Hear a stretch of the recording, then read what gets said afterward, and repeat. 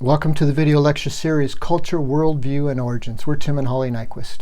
This is number 5, lecture series number 5 on the origin of the fossil record. What we're going through is the biblical parameters, and to see from the biblical parameters where the fossil record might fit in. And this is where we started with, is that death entered into the originally perfect creation after the sin of Adam and Eve. And so then we know then that this fossil record could enter in after the original sin. So that is what we're following, is the biblical parameters to see and to understand what happened. Again, we're looking at the fossil record not through a chronos perspective, but we're looking at it through a non-Western biblical perspective or non-Western cultural perspective of kairos. And kairos is focused on the event, on event-centered, not chronos, which is time-centered.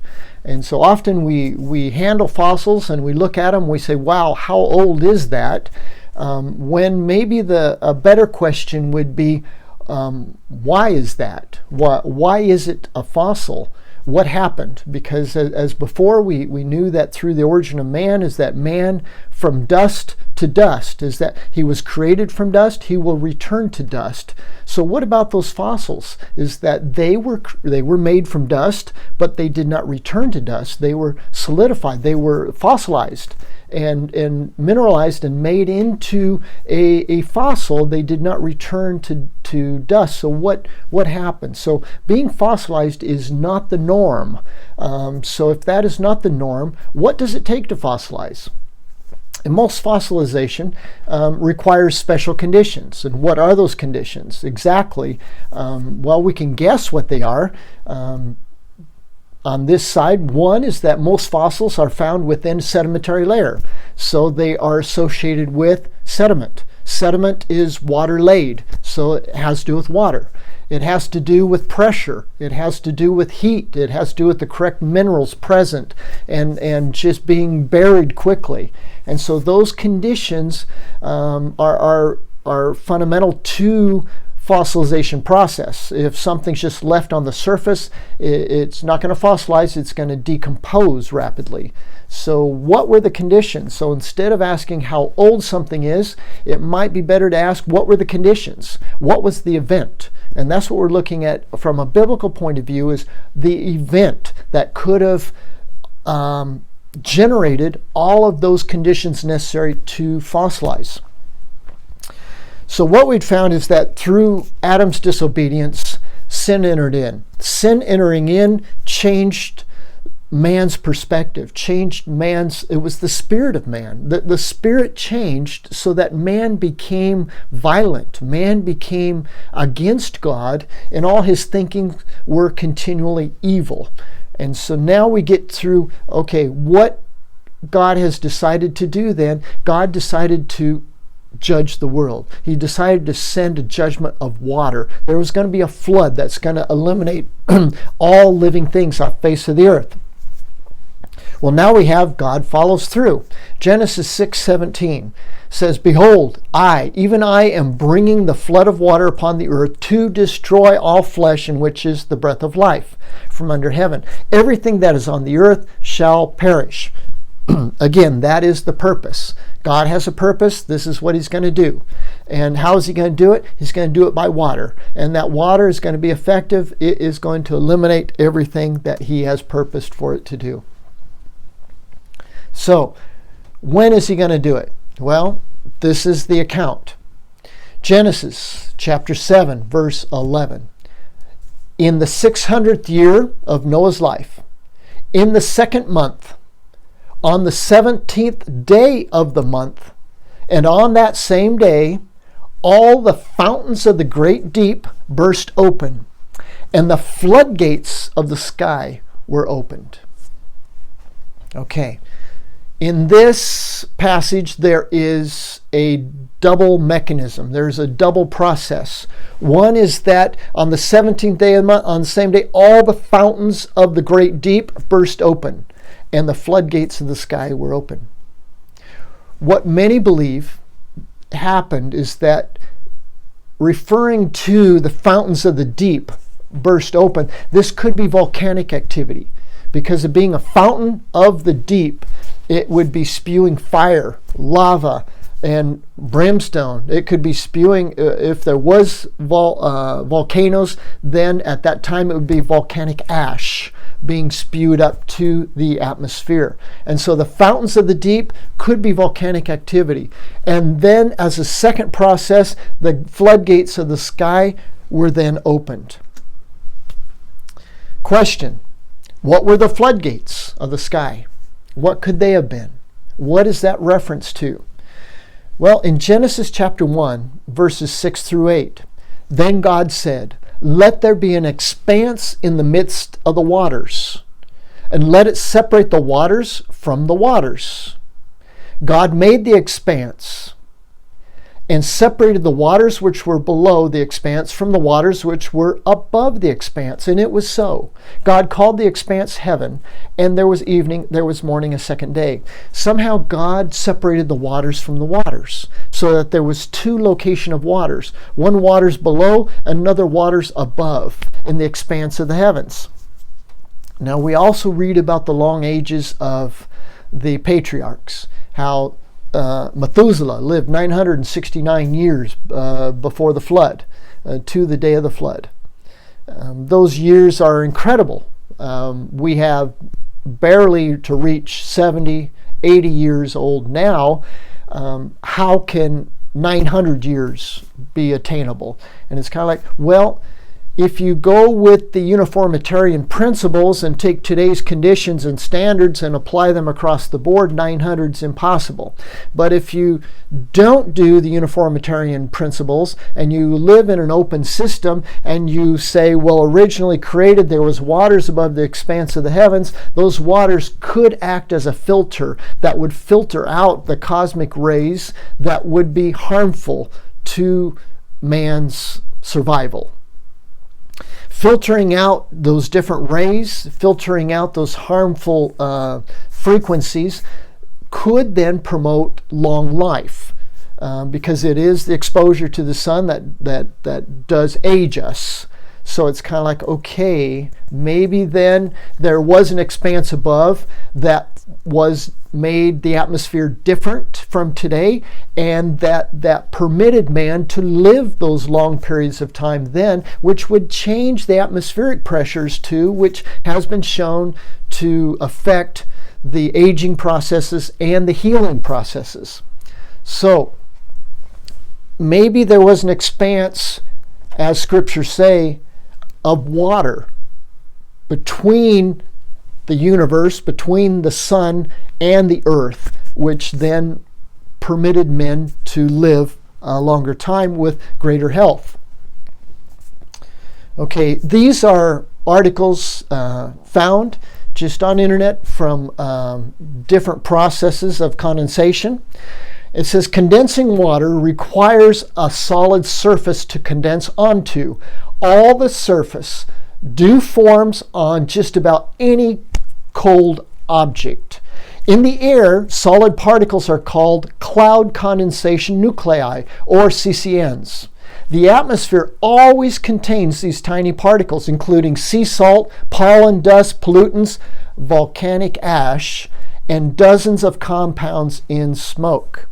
Okay, so what we might have is a vapor canopy above the earth. How it was suspended, I don't know, but just the biblical parameters say the waters were separated from above from below. And if there was volcanic activity, and if there was volcanic ash that was a part of the flood, and that volcanic ash was spewed up into the atmosphere that was heavy with moisture, this article explains that volcanic ash can attract moisture, and when it has attracted enough moisture, that will then fall back to the earth as rain.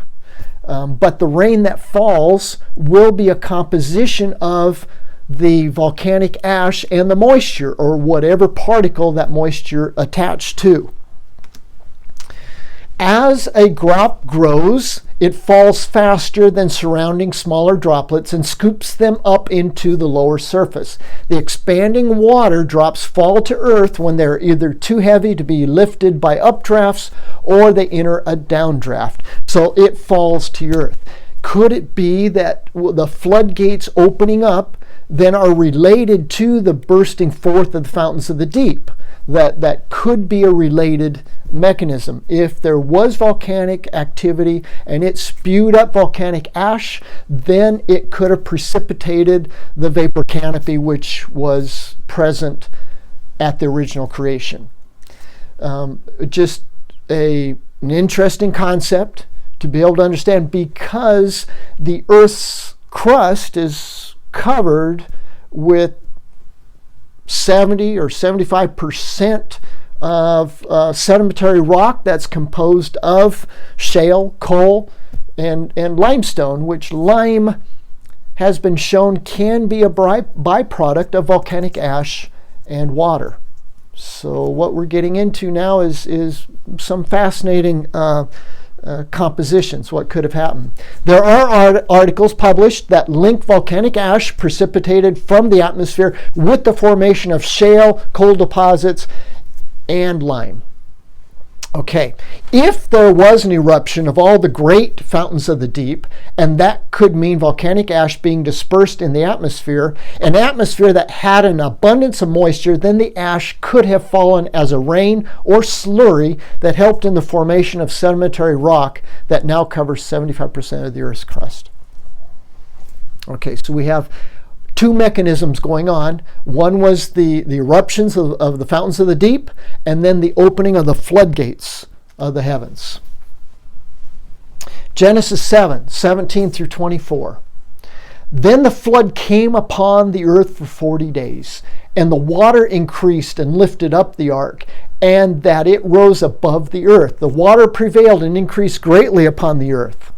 And the ark floated on the surface of the water. The water prevailed more and more upon the earth, so that all the high mountains everywhere under the heavens were covered.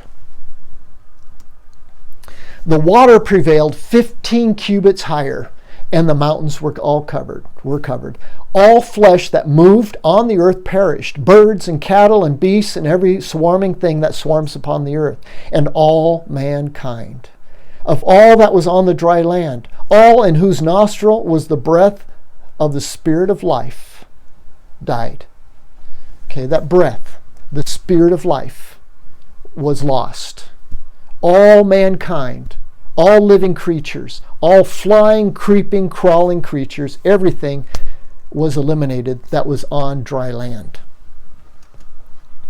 Thus he blotted out every living thing that was upon the face of the land, from man to animals to creeping things and to birds of the sky, and they were blotted out from the earth, and only Noah was left, together with those that were with him in the ark. The water prevailed upon the earth 150 days. So the water now has reached maximum level. It is covering the highest mountain by 15 cubits. There is nothing left. Anything outside of the ark has been liquidated. Genesis 8:1 through 5. But God remembered Noah and all the beasts and all the cattle that were with him in the ark. And God caused a wind to pass over the earth, and the water subsided. Also the fountains of the deep and the floodgates of the skies were closed, and the rain from the sky was restrained, and the water receded steadily from the earth. And at the end of 150 days, the waters decreased. In the 7th month, on the 17th day of the month, the ark rested upon the mountains of Ararat. The ark rested. The ark nuacked. So Noah nuacked on the mountains of Ararat. The water decreased steadily until the 10th month. In the 10th month, on the first day of the month, the tops of the mountains became visible. Okay, so we have, again, waters that reached a maximum level, so that now from the highest mountain to 15 cubits higher, it is covered. And not covered with just gently water of a rain, But if there is volcanic activity underwater also, we're talking tsunamis. We're talking massive amounts of energy being released underwater that could create the conditions necessary to fossilize. It would be releasing minerals, hot water, energy that would be in tsunami fashion sorting and just washing out everything that is on the face of the earth. And in that action of water with a high energy, it is now sorting out things according to size, weight, maybe ecological niche of where it picked it up from. And so there's a lot of activity. And it's not just a one-way movement of water, because if there are several, all the fountains of the deep breaking forth, there could be a coming and a going and a reversal because of the different actions of the different eruptions. So, if there were such an event, then it would have surely left its mark on the Earth's crust. I believe that such an event is possible. Okay, open system, is an event such as Noah's flood possible? And my response is yes. In an open system, it is. Is it possible in a closed system? No, it's not. So those that try to maintain a closed system, obviously, will not allow Noah's flood. They will allow for maybe a local flood, or just that Noah is just the story of teaching a type of principle, maybe a moral story. Those are closed system, closed universe. So, but from the non-Western perspective, it's open system. Did this happen? Is it possible to happen? In an open system, it is possible. Okay, so what does he do? Well, it says, I believe such an event is possible. And the revealed record says it was so. So using a non-Western cultural tendency to observe the physical world, I have seen what appears to me to be evidence that supports a worldwide flood. So my going out now and viewing the world through my world picture of being an open system, I can see things that confirm that there was a flood, that there was a flood of waters that did cover all the high mountains and 15 kolos, or 15 cubits and more. How do I know that? Well, my being brought up in California, in the Sierra Nevadas, and on the Nevada side also, there are fossils of sea life, of fish, and of seashells that are at the high altitudes in the Sierra Nevada mountains, which is a long ways from the ocean. Not a long ways, it's only 3 hours or so, but it's at an elevation that's up to 10,000 feet, which kind of precludes that it would be tough for today's ocean to reach there.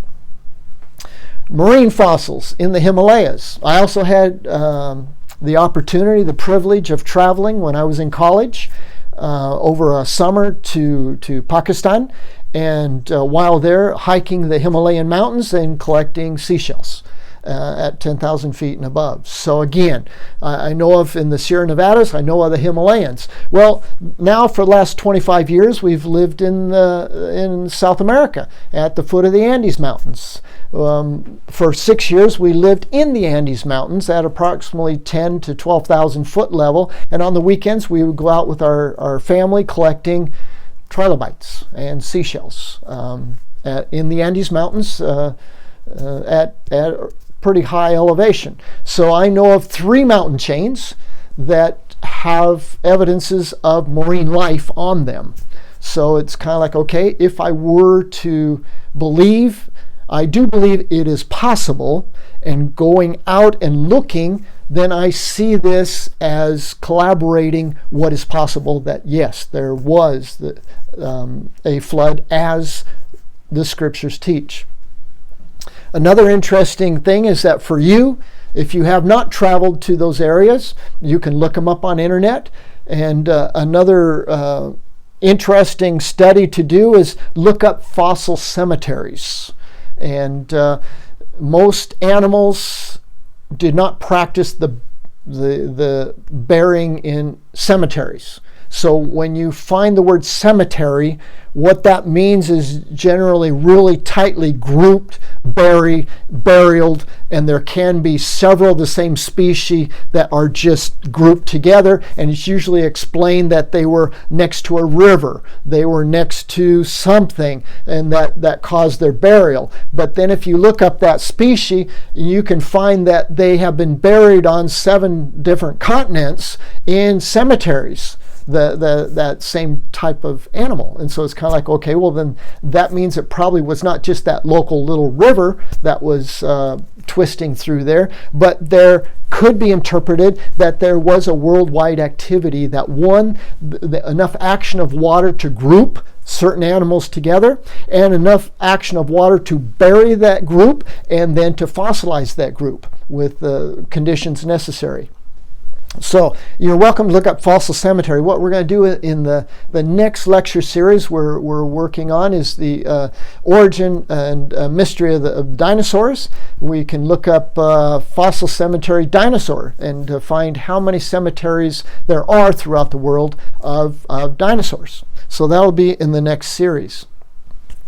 If the flood covered the whole earth, how and where can the waters recede? And that was a question I had, is that, okay, it talks about the waters rose to 15 cubits and more above the highest mountain, and then after so many days the water receded. Well, if the water is above the highest mountain, where can the water recede to? How can it recede? Well, this is a verse that I had read about and I found, is that Psalm 104, 6-9 says, "You covered it with the deep as with a garment. The waters were standing above the mountains. At your rebuke they fled. At the sound of your thunder they hurried away. The mountains rose, the valleys sank down to the place which you established for them. You set a boundary that they may not pass over, so that they will not return to cover the earth." They will not return to cover the earth. Could this be the explanation of how the flood ended, where the waters are above the highest mountains, and at your rebuke the water fled? So in other words, God said, and the waters fled. The waters obeyed. Not only that, but the mountains lifted up, and the valleys sank down. Is that where the waters went? Maybe the mountains today that we have were not at the elevations they were during the flood and before the flood. And that the mountains, the Sierra Nevadas, the Himalayas, the Andean mountains, those 3 chains that I know of, maybe they weren't at their current elevations. Maybe they were forced up so that the waters would run off and the valleys sank down. Now, if you're thinking that way and you're saying, okay, that could be a mechanism. If you are in an open system and you're reading the scripture, which is the reliable source of knowledge, and this says this is what this happened, then yes, I'll look around and I'll see through that prism, through that world picture, and to see what's out there. Well, we lived 25 years in Bolivia. And Bolivia has some of the biggest dinosaur concentration tracts in limestone. And this is one of the occurrences in Sucre, Bolivia. It explains the shifting tectonic plates have thrust the expansive Andes mountain range up through the middle of the South American continent, pushing the ocean back thousands of kilometers. And what was once a flat clay beach is now a near vertical 1.2 kilometer limestone cliff located 5 kilometers from Sucre and almost 3,000 meters above sea level. So what do we have? Well, this is my wife and I standing at the base of that uplifted piece of limestone, and it's at a 70-degree or more tilt.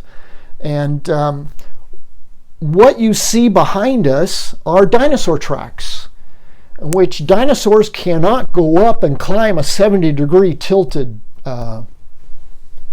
rock strata. So what they're saying is that this rock strata was pushed up afterwards, after the dinosaur walked across it. And what did he walk across? He didn't walk across limestone. He walked across lime that then left the imprints in it. And most dinosaur tracks, which is interesting to follow, are in straight line. They weren't meandering, or they aren't circular. They aren't just, cruising. Most dinosaur tracks are in a straight line, like as if they were migrating as they track through lime, mud, and leaving their prints. So what we have is that their prints were hardened at some point, and the point is, which I believe might have been, is that when that rock slab, which was not rock, it was lime, was lifted up, that lifting process would have generated heat enough to cook those tracks into limestone. And in some parts, the limestone is overcooked, where it has been transformed into marble, and then it's undercooked as to where it's just been washed away, and in between we have the dinosaur tracks. So just taking out and looking at that prism or that world picture is that it could be that this is not evidence to convince somebody of another picture, but what it is, it fits my picture. It fits what I view as, okay, an open system. Is that true? I believe an open system is the correct way to view it. Was Noah's flood a real event? And I believe that these do not prove the flood, but the mechanisms that the flood does mention could have been the mechanisms that preserved and made this testimony that's in Sucre, Bolivia. So that is how I can look at something. And we are all going to look at something through our prism, through our standpoint, and through our world picture. And it's just kind of fascinating to change pictures and to look at the same world, and you're going to come up with a different view of things.